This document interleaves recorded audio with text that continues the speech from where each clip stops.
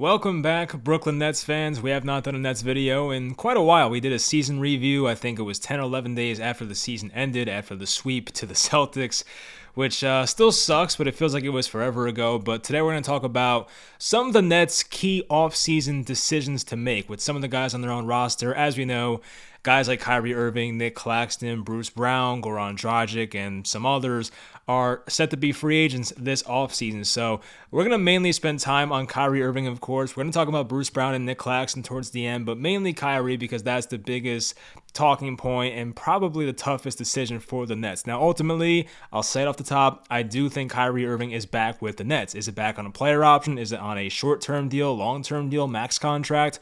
We'll talk about that. Anyway, some of the other free agents, Patty Mills, of course, has his player option. We'll see what happens there. LaMarcus Aldridge, Blake Griffin, Andre Drummond.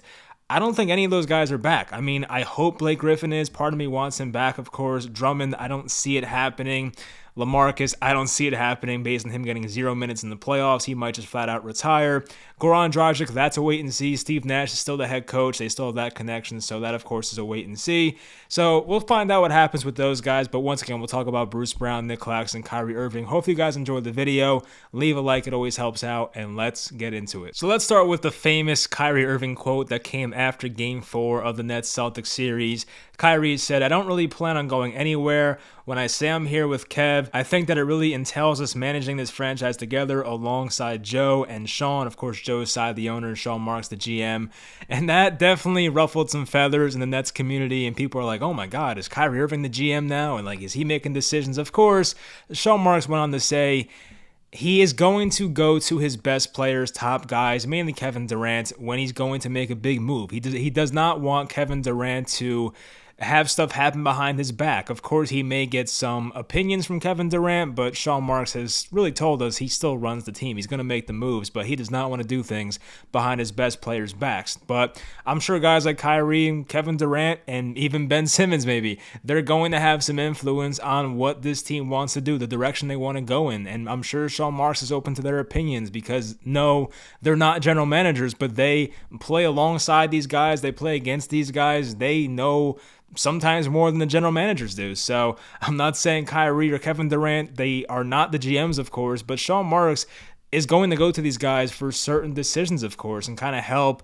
come to a collaborative or a group effort type thing. So that's the direction they want to go in. So Kyrie Irving, since joining the Nets, this kind of gets interesting now. His first year, of course, this was when Kevin Durant was sidelined the entire year. Kyrie opened up the season as the lone star on this team next to guys like Dinwiddie, Karras, Jared Allen, Joe Harris. Kyrie only played 20 games in that 2019-2020 season, did not go to the bubble. He had shoulder surgery, I think like a week before COVID hit. So I don't even know if Kyrie would have been like medically ready in time to play in the bubble, but obviously he did not go there. Only played 20 games out of whatever it was. Might have been like only 60, 70 games that year because it was a condensed season. Now, he randomly missed 7 games the next year. This was the 2020/2021 season, Kevin Durant's first year playing with the Brooklyn Nets. And when Kyrie was in the middle of missing those 7 games, of course, the video came out that he was at his sister's birthday party. He did not really inform the Nets where he was going. That was not a good move on Kyrie's part. I can definitely admit that.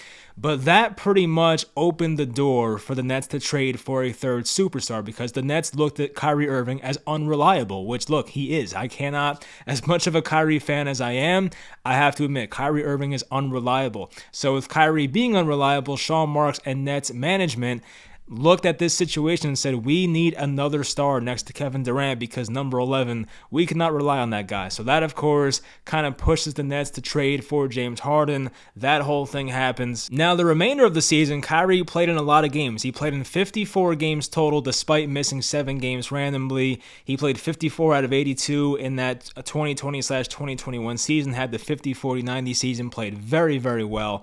Now, the next year, of course, Kyrie did turn his ankle in the playoffs that year. By the way, we all know what happened there. He missed the final, I think it was 2.5 or 3.5 games of that Bucks series. Then this year happens, and this is when things get crazy. Of course, there was the vaccine mandate in New York. It only happened for a few teams. I believe Toronto's in there. I think maybe both Los Angeles teams might have been there. The Knicks, of course, are in there as well, and the Brooklyn Nets. And Kyrie, of course, does play for the Brooklyn Nets, and this definitely impacted him. Kyrie only played 30 out of 82 games in this 2021/2022 season. Of course, opened the season not playing at all. Around Christmas time, the Nets brought him back and said, look, you can play part-time. We kind of need you, so they changed their mind there. But yes, Kyrie Irving, to sum it all up, it has been a very bumpy ride so far with the Brooklyn Nets. As Kyrie brought us some incredible highlights and just amazing games. Yeah, we saw Kyrie score 50 in a game. I think he scored 54 in a game. He scored 60 in a game, a franchise record for a single game. So yeah, Kyrie has had some individually amazing moments as a Brooklyn Net so far, and I hope to see more of that. But in terms of his availability, that is a different question. And in terms of, being vaccinated and not getting hurt, staying healthy, that has not happened. Now, look, I know the vaccine thing was a personal choice, but Kyrie did feel somewhat guilty about that. He later admitted so. So look, I get it. It's a tough thing to go through. I know it only impacted only a few teams once again, so it sucks. Kind of wrong place, wrong time, but anyway, that's how Kyrie's tenure has been with the Nets so far. And speaking of availability and stuff like that, I forgot where I saw this stat from, but I wish I can give them credit. But anyway, Kyrie Irving played 14 games in a row to end this season. That was his most games played in a row since the 2017-2018 season. And 14 games in a row is not, it's a decent amount, but it's not what you want to hear for a guy that you're about to pay a lot of money to. So here's how it works financially with the Nets. The Nets are one of the bottom teams in the league in cap space. As we know, the Warriors are down there, and the Lakers, I believe, are down there. The Nets don't have much money at all to spend. They have to be very wise about who they give money to and things like that going forward. Kyrie does have a player option, $36 million player option. And if Kyrie were to get traded, which people have suggested, him opting into this player option is probably the only way to do it. Now, the max Kyrie can sign for is a 5-year, $246 million deal, which I do not see happening because Kevin Durant's only here for 4 more years. I think if you are Sean Marks and the Brooklyn Nets, you would like to have Kevin Durant and Kyrie Irving's contract kind of matched up in terms of length and how much longer they're going to be here.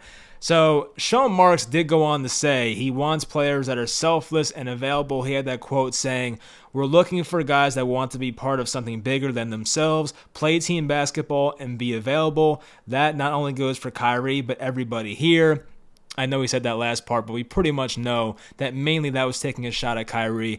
And Sean Marks has had some very interesting things to say this offseason for the most part. Sean Marks has not really taken many shots at Kyrie in the past. It seems like this offseason, though, he's kind of putting his foot down and saying, hey, you need to be here next year. My ass is on the line. My job's on the line. I need you to be here. You are the guy we're paying the second most money to on this team. I can't have you just leaving randomly. I need you available for next season. I get where Sean Marks is coming from, but that's kind of where the Nets are at financially right now. The Nets don't really have the money to just let Kyrie walk and go sign some other guy to a max contract. I don't think it's going to work like that. So it's kind of like the Nets need Kyrie and Kyrie needs the Nets, because honestly, I don't know about you guys. I don't know what team out there is going to give Kyrie Irving a max contract. There are not many teams out there that can even afford to give out a max contract. Maybe teams like the Pacers, the Kings, teams that are just not contenders. Those type of teams can probably afford to give Kyrie Irving a max contract. But why the hell would Kyrie Irving at age 30 now go to a non-contender just for the money? Obviously, Kyrie does not care about the money. He missed X amount of games this year. What was it? 52 games this year, and lost a lot of money doing so. So obviously Kyrie is not in this thing for the money. He wants to be happy. He wants to be around a group of guys he likes. He wants to win, wants to be here with Kevin Durant, as he reiterated. So in conclusion, the Nets basically have to re-sign Kyrie. I don't see how this can go a different way. Kevin Durant joined here with Kyrie Irving, and I don't think Kevin Durant wants to see him go. I cannot see a scenario where Kyrie Irving leaves the Brooklyn Nets and Kevin Durant's like, all right, I'm cool with that. I just don't see it happening whatsoever. Kyrie loves this area, grew up a Brooklyn Nets fan, wants to be a part of this team. Kyrie has said on multiple occasions he wants to stay with Brooklyn. And sure, if the Nets let Kyrie Irving go, okay, you're getting rid of the headache. I get all that. But what are you going to replace Kyrie Irving with? That's the thing people fail to recognize. It's okay, you can say get rid of Kyrie Irving, but who are you going to replace him with? Which realistic option out there is going to work, especially with the Nets cap situation and the lack of cap movement they can make, and like they can't really make things work being so far in the red in terms of cap space. Like it's kind of like when people in this New York area say, I want this coach fired, but they don't offer a replacement. Like I'm guilty of this myself, saying I want Steve Nash fired, but I don't know who's going to replace him. You know what I mean? Like I'm thinking to myself, there's got to be someone better than Steve Nash out there, but at the end of the day, I don't really know which candidate it would be. So yeah, I guess these kind of things happen, but it doesn't really make any sense for the Nets to let Kyrie walk. And if you wanted to sign and trade him, or Kyrie picks up the player option and you want to trade him, what are you getting back for Kyrie Irving, and what team can afford to take him? Like I get the idea of wanting to trade him for like some valuable assets, but if you're a contending team out there that has good players, why are you going to give up good assets for Kyrie Irving, a guy that we already know is unreliable and probably doesn't want to be there? Like if Kyrie got traded to the Warriors, hypothetically, does Kyrie even want to play for the Warriors? Like, I don't know. You know what I mean? Like, he wants to be on this team. He wants to be in this area closer to home. I don't even know if Kyrie wants to do that. So at this point, as I mentioned, it's like the Nets need Kyrie and Kyrie needs the Nets. It's like these guys need each other, both these teams, this guy, they need each other. And I do think it gets done. I would be surprised if it's the 5-year deal for $246 million. I think it'll be more of that 4-year deal for, I think it was $182 million, I think the number was. And what I do hope happens is that there's a lot of incentives with this contract. I hope that the Nets have a baseline for Kyrie has to play X amount of games to make X amount of dollars. Like I hope the Nets don't just fully guarantee his contract and just give it out. I just hope there are a lot of incentives in this contract. Now, I think the best thing that could happen for the Nets is that Kyrie picks up the player option for $36 million and he plays out this year. If Kyrie plays out this year and plays over 60 games and shows you he's going to be reliable and not just take random breaks and stay healthy, then hey, like Kyrie's going to get the, I guess, 3-year extension at that point to stay on par with Kevin Durant. And the Nets go from there. But I just find it hard to believe they want to exactly. I don't think they feel 100% comfortable investing the next 4 years into Kyrie Irving. Like so much can go wrong there, of course, but it is something they pretty much have to do, which is the downside to it. And I don't want to make it sound like it's a bad thing. Kyrie Irving is an amazing talent, of course, but there is a lot of baggage with him. We do know that. I don't want to see him play for another team, but look, all I want is a championship. And if the Nets can get a championship with or without Kyrie on the roster, then so be it. But I think the Nets' best chance of getting to the championship is by having Kyrie on this roster. Now on to Bruce Brown and Nic Claxton. So Bruce Brown, we've heard some rumors that he wants somewhere from $10 million to $12 million per year, and it might be like a 2 or 3 year contract. So the Nets, if they're going to make this investment with Bruce Brown, they have to know what they're getting into, of course. This is not just a little 1 year, $4 million contract. Like, no, this is a 2 or 3 year investment for $10 to $12 million. So unless what we saw with Bruce Brown last year was a fluke towards the second half of the season, I think he probably is worth around $10 million per year, but will the Nets go in that direction? Once again, they're going to have an opportunity to re-sign him. It all depends on Joe Tsai, the owner. Does he want to pay even more with the luxury tax?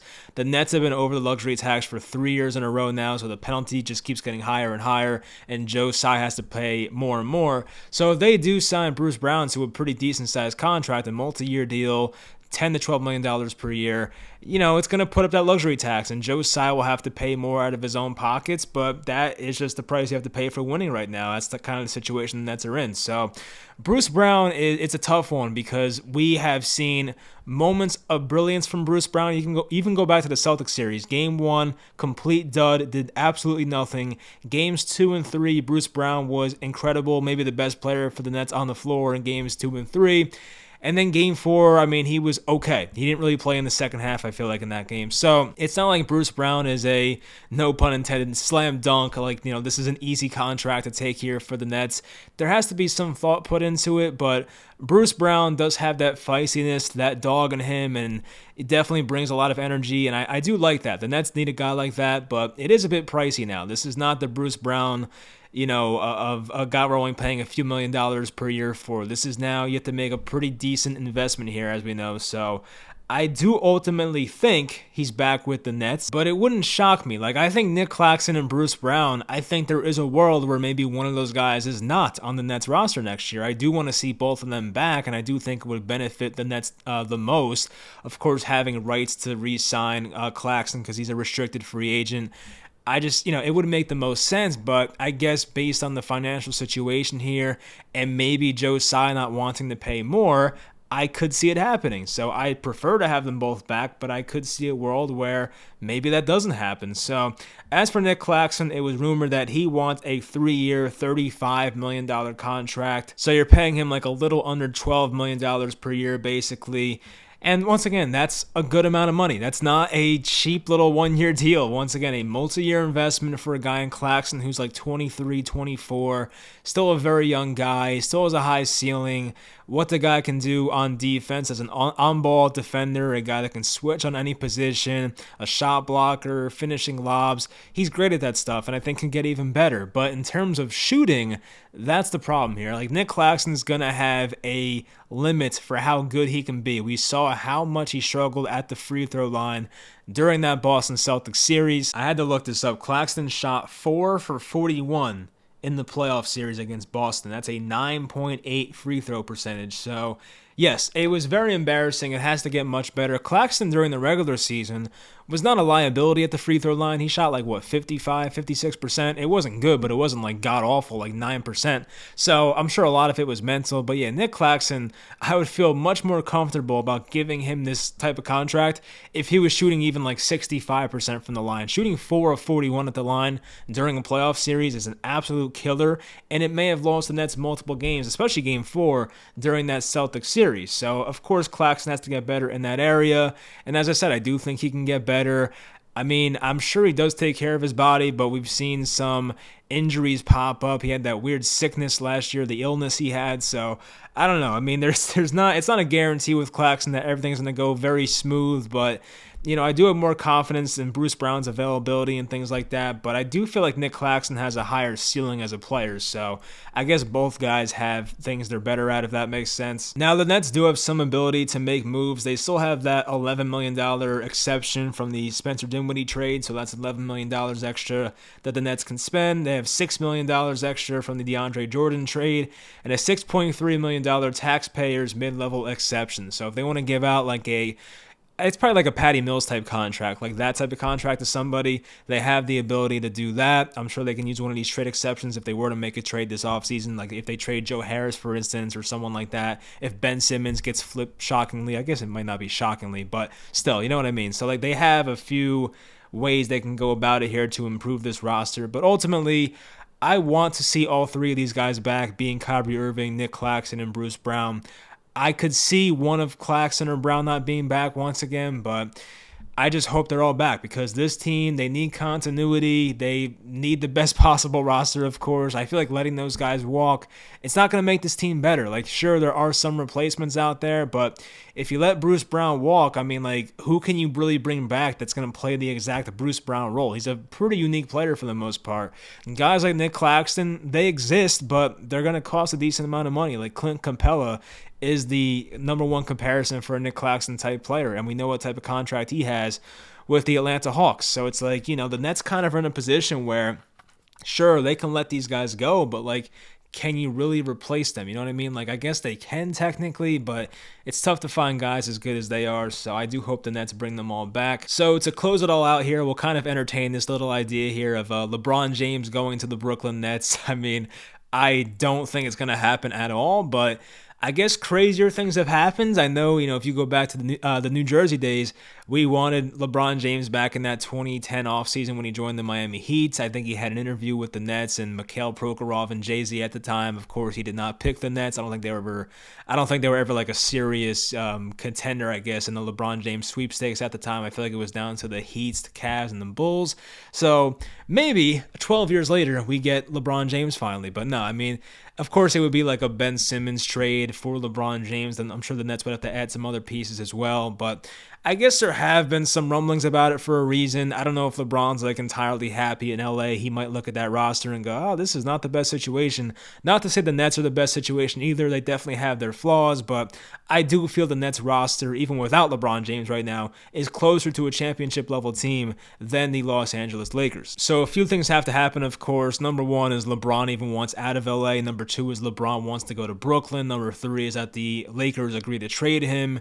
Like, there's a lot of things that have to go right in this this situation, of course. Like, who knows if the, Lakers even want Ben Simmons? That's a problem. So I have no idea, but it would be awesome to see that happen. Kyrie Irving has kind of apologized to LeBron since leaving him in Cleveland, saying he was immature at the time and things like that.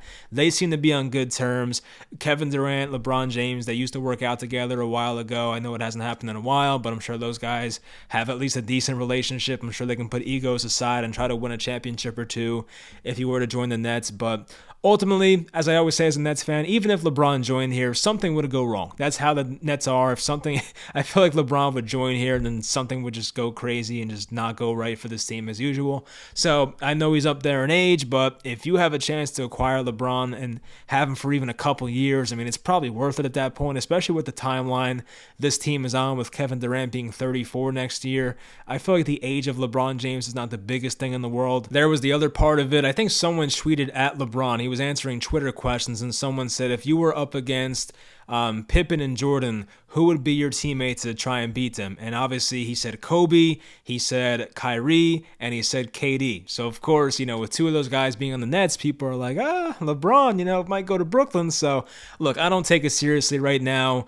If there is a tweet by a Sham Charania type guy and he says, oh, LeBron wants out of LA, then I'm going to start to get excited. But for right now, at least, it's just a fun rumor. I don't see it going anywhere, but still, you never know. So we'll see what happens with that. But yeah, just don't get your hopes up. Anyway, that's going to do it for the video. Hopefully you guys enjoyed. We'll talk more Nets offseason as the offseason goes on, as the NBA playoffs wind down here. It's been pretty boring, honestly, the past few games. Nothing really exciting has happened. This Celtics Heat series I've been watching closely, but none of these games are close right now. We saw Boston make that comeback. They cut it to a 1-point game in Game 3, but the Heat held on. So right now it's not very fun, and I'm sure the Warriors have a chance tonight to sweep the Mavericks. We'll see what happens there. But for all intents and purposes, that series is over, as we know. So yeah, we'll see what happens the rest of the playoffs. I just don't want the Celtics to win.